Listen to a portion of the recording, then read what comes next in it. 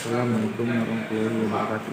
Perkenalkan, saya Muhammad Riki Putra, NIM 22073106. Saya akan menjelaskan cara kerja sistem kemudi. Sistem kemudi pada kendaraan berfungsi untuk mengatur arah kendaraan ke kiri dan ke kanan. Terdapat 3 macam jenis sistem kemudi. Pertama, sistem kemudi manual. Kedua, sistem kemudi hidrolik, dan sistem kemudi elektrik. Sistem kemudi power steering yaitu sistem kemudi yang menggunakan perpindahan tenaga menggunakan cairan. Komponen sistem kemudi hidrolik. 1. Steering wheel. Steering wheel berfungsi sebagai pengendali sistem kemudi. Pengemudi dapat membelokkan posisi roda ke arah kiri atau ke arah kanan. Steering column. Steering column berfungsi menjadi tempat poros utama kemudi. Dari hasil manuver putaran setir yang dilakukan oleh pengendara, maka akan diteruskan ke steering gear. Steering gear. Steering gear berfungsi sebagai tempat meletakkan pinion gear serta power steering gear. Dashboard berfungsi untuk melindungi rek dari kotoran dan debu. Ball joint berfungsi untuk mengikat steering knuckle dan bagian arm. Rack and pinion berfungsi memutar pinion saat roda kemudi diputar. Saluran fluida atau fluid lines adalah komponen untuk memberikan tekanan fluida yang berasal dari kontrol valve ke hidrolik piston. Reservoir tank berfungsi sebagai wadah untuk menampung oli power steering yang akan dialirkan ke bagian low pressure hose. Sistem kemudi manual. Komponen dan fungsi sistem kemudi manual. Steering wheel. Steering wheel berfungsi untuk mengendalikan arah roda, yaitu ke kanan atau ke kiri. Steering column atau main shaft berfungsi untuk menghubungkan atau sebagai tempat roda kemudi dengan steering gear. Steering gear housing berfungsi sebagai tempat meletakkan pinion gear serta power steering rack.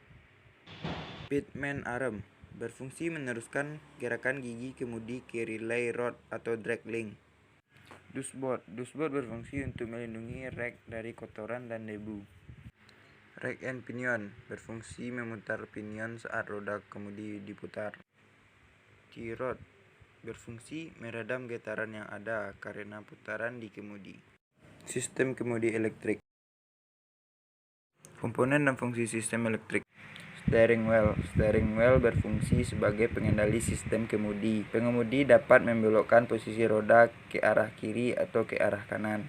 Modul EPS merupakan pengolahan data dari sensor sudut putaran setir untuk memerintahkan proses kerja pada sistem EPS. Motor EPS berfungsi untuk meringankan beban pada tangan pengemudi saat memutar setir. Steering column. Steering column berfungsi menjadi tempat poros utama kemudi. Dari hasil manuver putaran setir yang dilakukan oleh pengendara, maka akan diteruskan ke steering gear. Steering gear. Steering gear berfungsi sebagai tempat meletakkan pinion gear serta power steering gear. Dashboard berfungsi untuk melindungi rek dari kotoran dan debu. Ball joint berfungsi untuk mengikat steering knuckle dan bagian arm. Kerusakan pada sistem kemudi power steering biasanya sering terjadi pada sistem power steering yang mengalami kebocoran, lalu kelamaan oli power steering akan habis dan membuat setir menjadi keras. Sistem suspensi. Komponen dan fungsi sistem suspensi. Spring berfungsi untuk menyerap atau meredam berbagai kejutan dihasilkan dari gesekan jalan dengan roda mobil. Shock absorber berfungsi untuk meredam terjadinya oksilasi saat mobil berjalan di atas permukaan yang tidak rata. Lower arm berfungsi sebagai bagian pengontrol gerakan roda ketika kendaraan dikemudikan di jalan. Stabilizer bar berfungsi untuk menjaga mobil tetap stabil dalam kondisi kendaraan dan berbagai permukaan jalan. Strut bar berfungsi untuk menambahkan sifat kaku atau rigid pada suspensi mobil. Pada sistem suspensi biasanya sering terjadi pada shock absorber yang bocor, dan lama-kelamaan oli akan habis dan shock menjadi keras. Sistem rem tromol. Komponen sistem rem tromol. Backing plate berfungsi sebagai rangka sekaligus pelindung komponen rem tromol lainnya. Brake shoe atau sepatu rem berfungsi untuk tempat meletakkan kampas rem pada sistem rem tromol. Brake fluid pipe atau pipa minyak rem berfungsi untuk menyalurkan minyak rem kepada piston rem. Tromol rem berfungsi untuk menghentikan laju kendaraan secara lebih aman dan halus. Kerusakan yang biasa terjadi pada sistem tromol yaitu seal piston bocor, maka minyak rem akan merembes keluar lalu membuat rem tidak pakem. Sistem rem cakram. Komponen rem cakram. 1. Kaliper. Kaliper berfungsi pada piringan cakram sekaligus menopang kampas dan piston rem. Selanjutnya kampas rem. Kampas rem berfungsi untuk menekan piringan cakram agar mobil berhenti secara flat. Selanjutnya piringan cakram.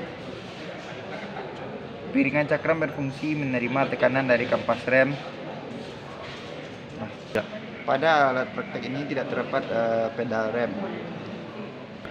Kerusakan biasa terjadi karena piston remnya lengket, akan menyebabkan kampas rem habis secara tidak merata.